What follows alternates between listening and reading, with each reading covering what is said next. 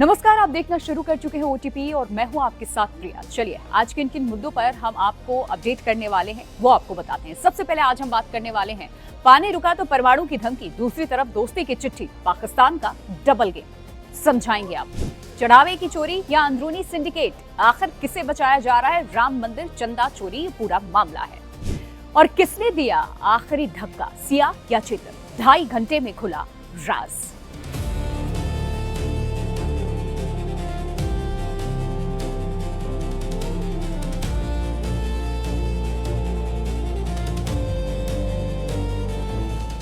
सबसे पहले बात ऑपरेशन सिंदूर और पहलगाम आतंकी हमले के बाद भारत ने जो सख्त कदम उठाए उसकी अब उसका असर पाकिस्तान में साफ दिखाई दे रहा है। सबसे बड़ा झटका लगा है सिंधु जल संधि को स्थगित किए जाने से। जिस पाकिस्तान ने सालों तक आतंकवाद पर कोई ठोस कार्रवाई नहीं की, अब वही पानी के मुद्दे पर दुनिया से मदद मांगता नजर आ रहा है। लेकिन हैरानी की बात यह है कि एक तरफ पाकिस्तान बातचीत और रिश्ते सुधारने की कोशिश कर रहा है, बात कहता नजर आ रहा है, तो दूसरी तरफ परमाणु धमकी दी जा रही है। आखिर पाकिस्तान का असली चेहरा कौन सा है, समझना बड़ा मुश्किल हो गया है।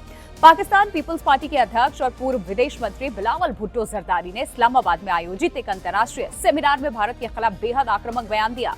बिलावल ने कहा कि अगर भारत पाकिस्तान का पानी रोकने की कोशिश भी करता है तो इसे पाकिस्तान के अस्तित्व पर हमला माना जाएगा। यहाँ तक ये कह दिया है कि ये जो स्थिति बनी हुई है परमाणु टकराव जैसी बनी हुई है, हालात ऐसे पैदा कर दिए। बिलावल का दावा था कि पाकिस्तान की परमाणु नीति में देश की अर्थव्यवस्था और जल संसाधनों पर बड़े हमले को राष्ट्रीय अस्तित्व का खतरा माना जाता है। बिलावल ने भारत पर आरोप लगाया कि वो पानी को दबाव बनाने के हथियार की तरह इस्तेमाल करना चाहता है। साथ ये भी कहा कि सिंधु नदी पाकिस्तान की जीवन रेखा और पाकिस्तान अपनी पानी, अपनी संप्रभुता और अपने भविष्य की रक्षा हर कीमत पर करेगा। ये भी कहा कि अगर पाकिस्तान शांति चाहता है लेकिन सम्मान के साथ, बातचीत चाहता है लेकिन कानून के दायरे में, और किसी के सामने झुककर वो नहीं रहेगा। अब सवाल ये है कि अगर पाकिस्तान इतना मजबूत है तो फिर दुनिया भर में सिंधु जल संधि बचाने की अपील क्यों कर रहा है पाक? भारत द्वारा संधि को स्थगित किए जाने के बाद पाकिस्तान में बेचैनी साफ दिखाई दे रही है। पाकिस्तान की लगभग 80% खेती सिंधु नदी के पानी पर निर्भर है और यही वजह है कि वहां के मंत्री, सांसद, अधिकारी लगातार इस मुद्दे को अंतर्राष्ट्रीय मंच से उठा रहे हैं। इस कोशिश के तहत इस्लामाबाद में सिंधु जल संधि पर एक अंतर्राष्ट्रीय सम्मेलन तक आयोजित किया गया और इस सम्मेलन में पाकिस्तानी नेताओं के साथ अंतर्राष्ट्रीय कानून और जल विशेषज्ञ भी शामिल हुए।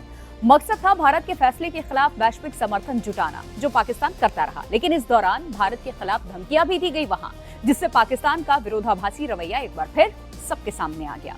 उधर इसी बीच भारत और पाकिस्तान की 117 हस्तियों की ओर से प्रधानमंत्री नरेंद्र मोदी और प्रधानमंत्री शहबाज शरीफ को एक खुली चिट्ठी भी भेजी गई। इस चिट्ठी में दोनों देशों के बीच में बातचीत शुरू करने, पूरे राजनयिक रिश्ते बहाल करने, वीजा सेवाएं दोबारा शुरू करने, एयर स्पेस खोलने, अटारी वाघा बॉर्डर खोलने, श्रीनगर मुजफ्फराबाद बस सेवा, लाहौर दिल्ली बस सेवा समझौता, इन तमाम मुद्दों को लेकर के जिक्र किया गया है कि ये सब कुछ वापस से शुरू किया जाना चाहिए। इन पाबंदियों में ढील देने और 2004 से 2007 के कश्मीर फ्रेमवर्क पर भी चर्चा करने जैसी मांग की गई है।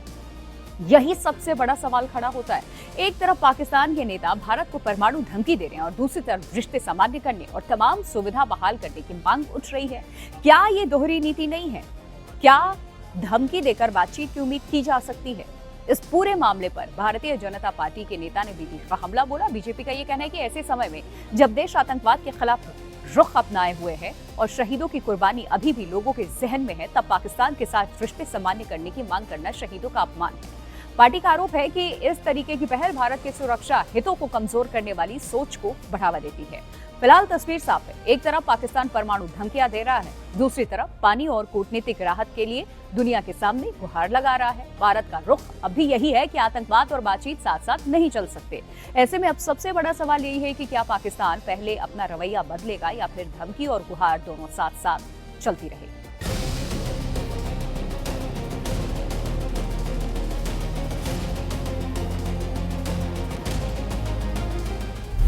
राम मंदिर में चढ़ावे की कथित चोरी का जो मामला है, अब सिर्फ कुछ कर्मचारियों की गिरफ्तारी तक सीमित नहीं रह गया। हर दिन जांच में नए दावे सामने आ रहे हैं, नए सवाल उठ रहे हैं और सबसे बड़ा सवाल यही है कि क्या करोड़ों रुपए की ये कथित चोरी सिर्फ कुछ कर्मचारियों का काम था या इसके पीछे कोई बड़ा नेटवर्क था? अब तक की जांच, गिरफ्तार आरोपियों से पूछताछ, पूर्व कर्मचारियों के दावे और ट्रस्ट में हुए घटनाक्रम ने इस पूरे मामले को और गंभीर बना दिया है। देखिए, इस पूरे मामले की शुरुआत तब हुई जब राम मंदिर के चढ़ावे में गड़बड़ी की शिकायतें सामने आई। शुरुआत में ट्रस्ट के महासचिव चंपत राय ने वीडियो जारी कर कहा कि सब कुछ सामान्य है और ऑडिट में कोई गड़बड़ी नहीं मिली। लेकिन कुछ ही दिनों के बाद राम मंदिर निर्माण समिति के अध्यक्ष निपेंद्र मिश्र ने कहा कि ये सिर्फ चोरी नहीं बल्कि डाका था। इस बयान के बाद पूरे मामले ने नया मोड़ ले लिया और सवाल सीधे ट्रस्ट के कामकाज पर उठने लगे। इसके बाद पुलिस ने एफआईआर दर्ज की और चंपत राय के करीबी बताए जाने वाले टिन्नू यादव, गणना प्रभारी सुभाष श्रीवास्तव और अनुकल्प मिश्रा, लवकुश मिश्रा तमाम समेत करुणेश और अवनीश शुक्ला समेत कई लोगों को गिरफ्तार किया। कोर्ट की अनुमति मिलने के बाद पुलिस ने जेल में जाकर के आरोपियों से लंबी पूछताछ की। सूत्रों के मुताबिक आरोपियों ने करोड़ों रुपए की चोरी स्वीकार करते हुए पूरी जो इसके पीछे की कहानी थी वो बताया। पूछताछ में यह भी सामने आया कि गणना कक्ष की एक चाबी टिन्नू यादव के पास रहती थी, जबकि दूसरी बैंक कर्मचारियों के पास होती थी। आरोप है कि इसी मिली भगत का फायदा उठाकर चढ़ावे की रकम निकाली जाती थी और पुलिस सूत्रों के अनुसार कैमरों की जो लोकेशंस थी पहले से पता थी, इसीलिए एक व्यक्ति पैसे निकालता था और बाकी लोग उसे घेर कर खड़े हो जाते थे ताकि कैमरे में साफ साफ तस्वीर ही ना आए। इसके बाद रकम वॉशरूम में छुपाई जाती थी और मौका मिलते ही मंदिर परिसर से उसे बाहर निकाल दिया जाता था। तो ये सामने आया है अब तक की जांच में। और इतना ही नहीं, जांच में यह भी दावा किया गया कि कंट्रोल रूम में लगे सीसीटीवी कैमरों की निगरानी सिर्फ औपचारिकता बनकर के रह गई थी। आरोपियों का यह भी कहना है कि उन्हें पता था कि निगरानी करने वाले लोग सक्रिय नहीं रहते, इसीलिए लंबे समय तक कथित चोरी चलती रही। पूछताछ में यह भी सामने आया कि कथित चोरी की रकम जमीन और मकान खरीदने में लगाई गई। पुलिस अब इन संपत्तियों और पैसों के लेन देन की भी जांच कर रही है। पूरे मामले में सबसे ज्यादा चर्चा टिन्नू यादव को लेकर भी हुआ, अभी भी हो रही है। जांच एजेंसियों का यह कहना है कि गणना कक्ष तक उसकी सीधी पहुंच और कथित तौर पर चोरी से उसकी अहम भूमिका रही। इस बीच राम मंदिर ट्रस्ट के एक पूर्व कर्मचारी ने मीडिया के सामने कई गंभीर दावे किए। कहा कि टिन्नू यादव कर्मचारियों और सेवादारों से अपने पैर दबाता था, मंदिर परिसर में उसका जबरदस्त दबदबा था। पूर्व कर्मचारी ये भी दावा करते नजर आए कि गिरफ्तार आरोपी पहले से ही संदिग्ध लगते थे। कैंटीन में उनके व्यवहार से उसे गड़बड़ी का अंदेशा हो गया था। हालांकि इन आरोपों को अभी स्वतंत्र इनकी पुष्टि नहीं हुई है। संबंधित पक्ष प्रतिक्रिया सामने जो आई है उसके आधार पर ये जांच आगे बढ़ी है। पूर्व कर्मचारी ने सिर्फ टिन्नू यादव नहीं बल्कि ट्रस्ट की कार्य प्रणाली पर भी सवाल उठाया। उसका दावा है कि अनिल मिश्रा और गोपाल राय का मंदिर का उनकी व्यवस्थाओं पर सबसे ज्यादा प्रभाव था। कर्मचारियों पर दबाव बनाया जाता था। यहाँ सिफारिश के बिना नौकरी मिलना मुश्किल था। कुछ लोगों ने अपने रिश्तेदारों को नौकरी दिलाई।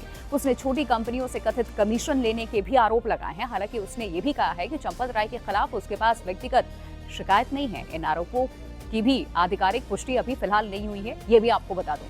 इधर जांच जैसे जैसे आगे बढ़ी वैसे वैसे ट्रस्ट के दो बड़े चेहरे चंपत राय, अनिल मिश्रा के इस्तीफे की खबरें सामने आई और खास बात यह रही कि एफआईआर दर्ज होने के कुछ ही घंटे के बाद इस्तीफे की चर्चा शुरू हो गई। इससे कई सवाल उठे। क्या ये सिर्फ संयोग था या जांच का दबाव बढ़ने लगा था, या फिर ये सिर्फ ट्रस्ट के अंदर की प्रशासनिक प्रक्रिया थी? फिलहाल इन सवालों के स्पष्ट जवाब सामने नहीं आए। वहीं ट्रस्ट के कुछ पदाधिकारियों ने इस्तीफे की खबरों से इनकार भी किया और चंपत राय या अनिल मिश्रा की ओर से अब तक कोई विस्तृत आधिकारिक बयान पेश पर नहीं आया है। देखिए, जांच अब बैंक खातों तक भी पहुंच चुकी है। जांच एजेंसियों ने बैंक ऑफ बड़ौदा और बाकी बैंकों जो ट्रस्ट से जुड़े खाते थे उनकी जानकारी मांगी। देखिए, रिपोर्ट के मुताबिक चंपत राय का एक पुराना खाता बैंक ऑफ बड़ौदा में मिला है, जिससे दिल्ली से ट्रांसफर किया गया था और इसमें फिलहाल बहुत कम बैलेंस बताया जा रहा है। वहीं अनिल मिश्रा के खाते की भी जानकारी मांगी गई है। खबरों के अनुसार उन्होंने हाल ही में एक इलेक्ट्रिक गाड़ी भी खरीदी थी, जिससे लगभग 20 लाख रुपए लोन भी उस पर लिया था। सार्वजनिक रूप से ऐसा कोई हालांकि निष्कर्ष सामने नहीं आया जो इन बैंक खातों को कथित चोरी से जोड़ता हुआ दिखाई दे, क्योंकि जांच इसमें जारी है। इस पूरे मामले में सबसे अहम बात यह है कि एफआईआर में गिरफ्तार हुए ज्यादातर लोग कर्मचारी या गणना से ही जुड़े लोग हैं, लेकिन जिन लोगों की भूमिका को लेकर के लगातार सवाल उठ रहे हैं वो अब तक आरोपी नहीं बनाए गए हैं। और यही वजह है कि विपक्ष हो या फिर सोशल मीडिया पे या फिर कई लोग इस तरीके से पूछ रहे हैं कि क्या जांच सिर्फ निचले स्तर तक सीमित होगी या जिम्मेदारी तय होने पर बड़े नामों तक भी पहुंच सकती है। फिलहाल एसआईटी को जांच पूरी करने के लिए 15 दिन का अतिरिक्त समय दे दिया गया और उसकी रिपोर्ट का इंतजार है और यही रिपोर्ट तय करेगी कि यह मामला सिर्फ कुछ कर्मचारियों की कथित चोरी का था या फिर जांच की जो सुई है किसी बड़े नेटवर्क जिम्मेदार लोगों तक पहुंच रही है। अभी तक कई दावे, कई गिरफ्तारियां हुई, कई सवाल उठे, लेकिन अंतिम सच जांच पूरी होने और अदालत में पेश सबूतों के बाद ही सामने आएगा।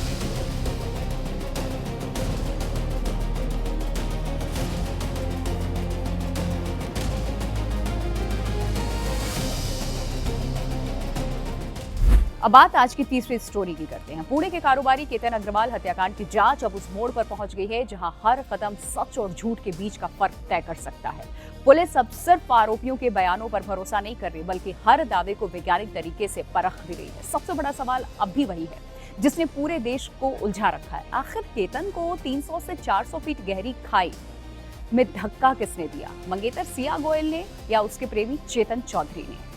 इसी सवाल का जवाब तलाशने के लिए पुलिस आरोपी चेतन चौधरी को कड़ी सुरक्षा के बीच में लोहागढ़ किले पर फिर लेकर पहुंची थी। करीब 2.5 घंटे तक क्राइम सीन रिक्रिएशन चला। पुलिस अपने साथ केतन के बराबर वजन का एक डमी भी लेकर गई थी। चेतन से कहा गया है कि वो पूरी घटना उसी तरीके से दोहराए जैसे पुलिस के मुताबिक पहले हुई थी। रिक्रिएशन के दौरान चेतन ने डमी को उसी खाई में धक्का दिया जैसे केतन की, जिससे मौत हुई। पुलिस ने हर मूवमेंट, हर कदम और हर सेकंड को रिकॉर्ड किया, लेकिन ये सिर्फ रिक्रिएशन नहीं था। इससे पहले पुलिस सिया गोयल को भी उसी जगह ले जाकर के पूरी घटना दोहरा चुकी है। अब जांच टीम के जो बयान है, घटनास्थल से मिले सबूतों और रिक्रिएशन के दौरान सामने आए तथ्यों का एक एक जो पॉइंट है वो मिला करके देखा जा रहा है और ये समझने की पूरी कोशिश की जा रही है कि दोनों की कहानी कितनी सच है और कहाँ झूठ अब भी छिपा हुआ है।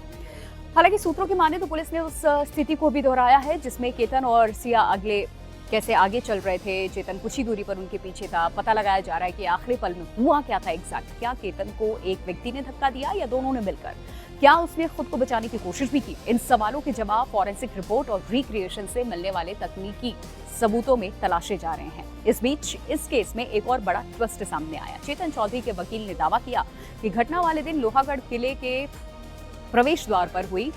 जो हुडी पहन करके व्यक्ति दिखा गया है वो चेतन नहीं था। अब पक्ष का कहना है कि वीडियो में दिख रहा शख्स कोई और है। अगर ये दावा सही साबित हुआ तो केस की दिशा पूरी तरीके से बदल जाएगी और यही वजह है कि अब जो पुलिस है वो गेट एनालिसिस यानी कि चाल ढाल की वैज्ञानिक जांच कराने की भी बात कह रही है। फॉरेंसिक विशेषज्ञ चेतन के चलने के तरीके का मिलान और सीसीटीवी और वीडियो फुटेज से करेंगे जिसमें हुडी पहना व्यक्ति दिखाई दे रहा है। अगर दोनों की चाल मेल खाती है तो बचाव पक्ष का जो दावा है कमजोर पड़ सकता है, लेकिन अगर मेल नहीं खाती है तो जांच के सामने अब नए सवाल फिर खड़े हो सकते हैं। और इस बीच में अदालत ने सिया गोयल और चेतन चौधरी की पुलिस हिरासत 3 जुलाई तक बढ़ाती है ताकि जांच एजेंसियां सभी तकनीकी और फॉरेंसिक सबूत जुटा सके। पुलिस को उम्मीद है कि मोबाइल डेटा, डिजिटल साक्ष्य, घटनास्थल की रिपोर्ट और क्राइम सीन रिक्रिएशन से हत्या की पूरी तस्वीर साफ हो जाएगी। इधर इस केस से जुड़ा एक बेहद भावुक वीडियो भी सामने आया जिसमें लोगों को झकझोर कर रख दिया। ये वीडियो हत्या के करीब 1 महीने पहले का है। इसमें केतन के पिता, सिया के माता पिता और दोनों परिवार एक साथ खुशियां मनाते नजर आ रहे हैं। सोशल मीडिया पर ये बड़ा वायरल है। बैकग्राउंड में गाना बज रहा है, बस आज की रात है जिंदगी, कल हम कहाँ होंगे। तो उस वक्त किसी ने ये सोचा नहीं था कि ये गाना कुछ ही हफ्तों बाद इतनी दर्दनाक सच्चाई के साथ सामने आ सकता है लोगों की जिंदगी में। इस कार्यक्रम में गाना गाने वाली ऋतु शर्मा ने वीडियो सोशल मीडिया पर साझा करते हुए कहा कि दोनों परिवार बेहद खुश थे और केतन बहुत ही मासूम लड़का था। उसने सिया के लिए कड़ी सजा की मांग करते हुए सवाल उठाया है कि अगर शादी नहीं करनी थी तो क्या किसी की जान लेना उसका समाधान था। हालांकि ये उसका व्यक्तिगत मत है और अदालत में दोष तय होना अभी बाकी है। रिएक्शंस बहुत सारे सामने आ रहे हैं देश भर से। इस केस में हर नया दिन एक नया सवाल लेकर आ रहा है कि आखिरी धक्का सिया ने दिया था, क्या चेतन ने हत्या को अंजाम दिया, क्या दोनों बराबर के जिम्मेदार थे, पूरी वाला शख्स कौन था आखिरकार, और क्या गेट एनालिसिस इस मर्डर मिस्ट्री का सबसे बड़ा राज खोल देगा। इन सभी सवालों के जवाब अब पुलिस की जांच, फॉरेंसिक रिपोर्ट और अदालत में पेश होने वाले सबूत तय करेंगे। लेकिन इतना जरूर तय है कि लोहागढ़ की उस खाई में सिर्फ एक युवक की जान नहीं गई, बल्कि एक ऐसी मर्डर मिस्ट्री जन्म ले चुकी है जिसका हर नया खुलासा पहले से ज्यादा चौंकाने वाला साबित हो रहा है। तो आज ये ओटीपी की 3 स्पेशल स्टोरी हम आपके लिए लेकर के आए थे डिटेल कि अब तक जांच में क्या कुछ हुआ है, क्या अपडेट है और आगे ओवर टू पब्लिक यानी कि आपके अपने शो ओटीपी में आप क्या देखना पसंद करेंगे, किस टॉपिक पर हम आपसे बात करें या फिर डिटेल रिपोर्ट आपके सामने रखें, कमेंट करके आप हमें बता सकते हैं।